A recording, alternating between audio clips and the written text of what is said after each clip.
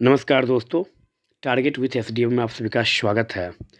आज हम आप लोगों के बीच किसी टॉपिक पे चर्चा करने नहीं आए हैं। आज बस हम आप लोगों से कुछ बात करना चाहते हैं और आज जो हम लोग बात करेंगे वो बात कहीं ना कहीं सभी के लिए बहुत ही अत्यधिक महत्वपूर्ण बात है। यह एक छात्र जीवन में, जो प्रारंभिक छात्र जीवन में जो सबके साथ जो गुजरता है, वही आज हम चर्चा करने जा रहे हैं। इससे पहले थोड़ा सा हम लोग कुछ बायोलॉजी में देख लेते हैं, जैसे जीवाणु से होने वाला रोग का। तो जीवाणु से कौन कौन सा रोग होता है, इसका ट्रिक होगा कोटासिटिगोरी कहानी क्षय। मतलब क्या? को मतलब कोढ़। कोढ़ से प्रभावित अंग होता है तंत्रिका तंत्र और त्वचा। टा टा का मतलब क्या हुआ? टाइफाइड, और टाइफाइड से प्रभावित अंग होता है आंत। सी मतलब सी का मतलब सिफिलिस, और सिफिलिस से प्रभावित अंग होता है सीसन मार्ग। टी मतलब क्या? टिटनेस। गोडी मतलब क्या? गो मतलब गोनेरिया, और डी मतलब डिप्थीरिया। गोनेरिया से प्रभावित अंग होता है मूत्र मार्ग, और डिप्थीरिया से प्रभावित अंग होता है गला या श्वास नली। कानी का मतलब काली खांसी, और नी मतलब निमोनिया। काली खांसी से प्रभावित अंग होता है श्वसन तंत्र, जबकि निमोनिया से प्रभावित अंग होता है फेफड़ा। क्षय क्षय का मतलब क्षय रोग, और क्षय रोग से प्रभावित अंग होता है फेफड़ा। है का मतलब क्या? हैजा, और हैजा से प्रभावित अंग होता है आंत। अब देखते हैं विषाणु से होने वाला रोग। यह छोटे पोखरे में चढ़ी हम गए। यह ई मतलब क्या? इन्फ्लुएंजा। इन्फ्लुएंजा जो है यह मिक्सो नामक वायरस से होता है, और इससे प्रभावित अंग पूरा शरीर होता है। हेपेटाइटिस। हेपेटाइटिस से प्रभावित अंग यकृत होता है। छोटे छो का मतलब क्या? छोटी माता, पूरा शरीर। टे का मतलब क्या? ट्रेकोमा। पोखरे पो का मतलब क्या? पोलियो। पोलियो से प्रभावित अंग गला, रीढ़, नाड़ी संस्थान। ख का मतलब खसरा, संपूर्ण शरीर। और खसरा किस वायरस से होता है? तो मोरवेली नामक वायरस से होता है। रे का मतलब रेबीज। रेबीज से प्रभावित अंग तंत्रिका तंत्र। किस वायरस से होता है? रेबडो नामक वायरस से होता है यह। मे का मतलब मेंजाइटिस। मेंजाइटिस से प्रभावित अंग मस्तिष्क। चढ़ ही हम गए। चौ का मतलब क्या हुआ? तो चेचक, संपूर्ण शरीर। वेरिओला वायरस से चेचक नामक बीमारी होता है। ट्रैकोमा से प्रभावित अंग आँख होता है। ग्लूकोना से प्रभावित अंग आँख होता है। हर्पिस से प्रभावित अंग त्वचा। गलसोत से प्रभावित अंग पैराथायराइड ग्रंथि। और ए का मतलब हुआ एड्स, प्रतिरक्षा प्रणाली। तो विषाणु से होने वाली बीमारी को कैसे याद रखेंगे हम? यह छोटे पोखरे में चढ़ी हम गए। यह तो आप याद रखेंगे। ऐसा कहा जाता है कि 84 लाख योनियों में से केवल एक बार जीवन मिलता है। तो वास्तव में बहुत ही शानदार जीवन हम लोगों को मिला है। इस जीवन को एंजॉय कीजिए, कभी भी घमंड मत कीजिए। चाहे आप जीवन में कुछ भी बन जाओ, हमेशा बेहतरीन रहिए। और आप लोगों से मैं आशा करता हूं कि आप लोग अपने इस विद्यार्थी जीवन को सफल बनाएंगे। हमेशा अपने से जूनियर को उत्साह देते रहिएगा, और कभी भी सिलेक्शन होने के बाद यह नहीं कहिएगा कि यह एग्ज़ाम बहुत हार्ड है, यह तुमसे नहीं होगा। बल्कि आप यहाँ पर यह कहेंगे कि जब हमसे हो गया तो तुमसे भी होगा।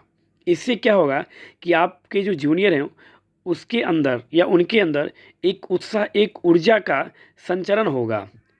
क्योंकि कहा गया है, क्योंकि धीरता वीरता को हरा देती है, और धैर्य शौर्य को परास्त कर देता है। असल में शक जो है वो अच्छों की कब्र खुदवा देता है। मैं ज़्यादा इसलिए नहीं कहूँगा क्योंकि आप लोग खुद एक समझदार छात्र हैं। मैं उस श्रेणी में शायद अभी तक नहीं आया हूँ, क्योंकि मैं आप सबसे बहुत प्यार करता हूँ। आपको या किसी को कोई निराशा नहीं होगी, क्योंकि आज जो मैं आप लोगों को कहने जा रहा हूँ यह कोई भाषण नहीं है। यह आपकी ज़िंदगी का लक्ष्य क्या है? The purpose, the mission, the objective, the target. सच बात यह है कि अधिकांश लोगों की शुरुआत यहीं से होती है कि उनको उनका लक्ष्य ही नहीं पता होता है। सीढ़ियाँ उन्हें मुबारक सीढ़ियाँ उन्हें मुबारक जिन्हें छत पर जाना है। अपनी तो मंजिल है आसमां, रास्ता खुद ही बनाना है दोस्तों। तो पहली बात आपकी लक्ष्य, दूसरी बात यह कि वह लक्ष्य आपके उपयुक्त होनी चाहिए, आपकी शक्तियों, आपकी क्षमताओं और आपकी साधनों के अनुरूप होनी चाहिए। या तो दोस्तों लक्ष्यों को बदलो या हासिल करने की शक्ति को बदलो। कभी सोचिए सचिन तेंदुलकर के बारे में, सोचिए वो कभी स्कूल नहीं गए, कभी कॉलेज नहीं गए, उन्हें भी भारत रत्न मिला। तो दोस्तों सपनों का पीछा करते रहो, वह ज़रूर पूरा होगा। सच बात यह है कि oh my dear, if you really love your dream them remember you would be. सबसे पहले इम्पोर्टेंट बात तो यह है कि सपने होनी चाहिए और हमारा नज़रिया कैसा है।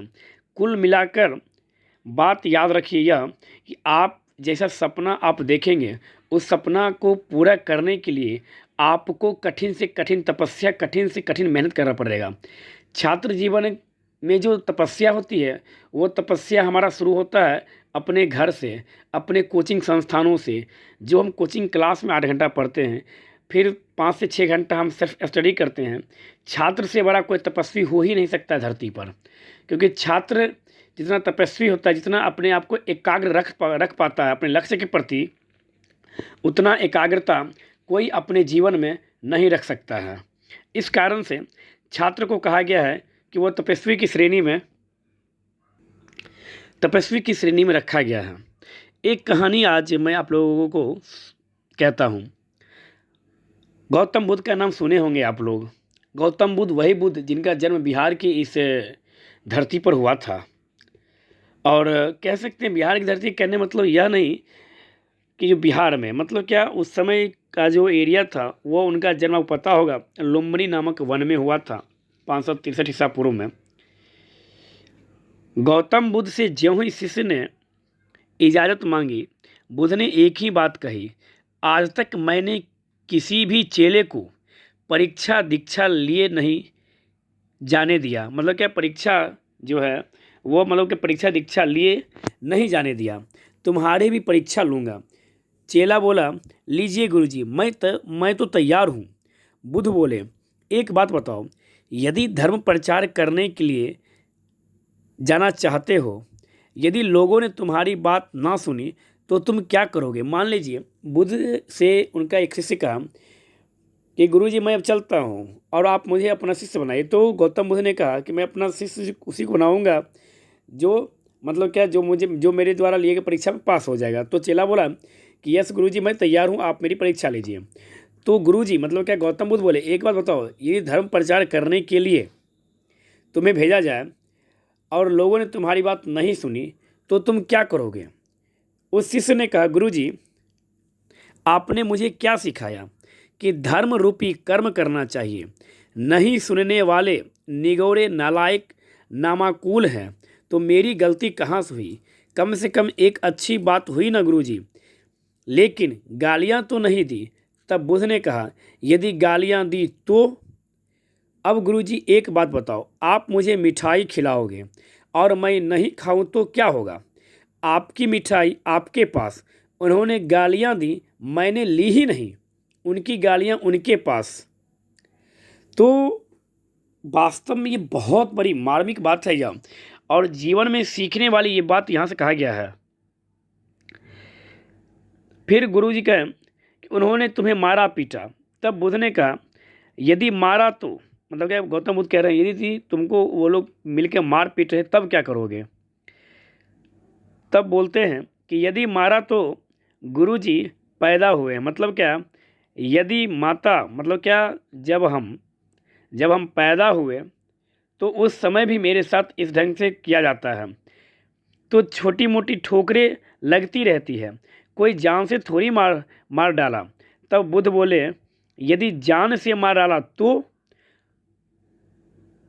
उनको बहुत बहुत शुक्रिया, जहाँ पहुँचना था वहाँ उन्होंने शॉर्टकट तरीक़ा से पहुँचा दिया। यह आंसर किसने दिया?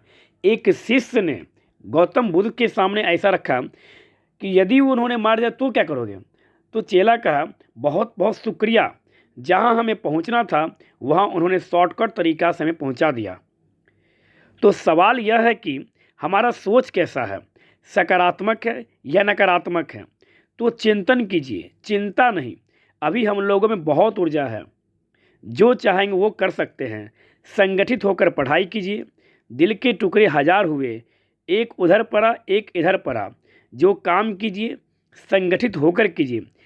सदा याद रखिए दोस्तों, अवस्थिति व्यक्ति सदा व्यथित रहता है। मतलब क्या, अव्यवस्थित व्यक्ति जो है वह सदा व्यथित रहता है।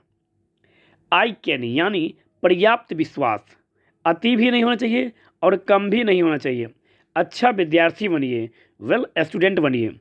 तैयार रहिए, दिल और दिमाग दोनों से अपनी तैयारी या अपने लक्ष्य पर फोकस कीजिए। अपने ऊर्जा अपने ऊपर सिर्फ विश्वास नहीं रखिए। सिर्फ विश्वास से जंग नहीं जीती जा सकती, बल्कि अभ्यास और प्रयास होना चाहिए। समय में क्या बोला गया, समय को जब डिफाइन करेंगे, सौ का मतलब हुआ सोच समझ कर, मो का मतलब हुआ मग्न होकर, और य का मतलब हुआ योगदान देना। सोच समझ कर, मग्न होकर जो अपने लक्ष्य के प्रति योगदान देता है उसे उसका लक्ष्य जरूर मिलता है, और एक दिन उसे जो वो हासिल करना चाहता है वो हासिल करके रहता है। तो आज हम आप लोगों से इतना ही कहेंगे कि हमेशा प्रयास करें, नकारात्मक सोच वाले व्यक्ति से दूरी बना कर रखें और अपने अंदर विश्वास रखें। और विश्वास ना अधिक होना चाहिए ना कम होना चाहिए, विश्वास के साथ साथ अभ्यास भी होना चाहिए, और अभ्यास जितनी ज़बरदस्त होगी रिजल्ट उतना ज़बरदस्त होगा आपका। यह हमेशा याद रखें। धन्यवाद। आप लोगों को यह मोटिवेशन कैसा लगा ये कमेंट्स बॉक्स में लिख के बताएं आप लोग। इस वीडियो को आप अपने दोस्तों तक, अधिक से अधिक लोगों तक शेयर कीजिए। इस चैनल को सब्सक्राइब कीजिए, जो सब्सक्राइब नहीं किए हों वो सब्सक्राइब कीजिए, लाइक कीजिए एंड शेयर कीजिए। धन्यवाद।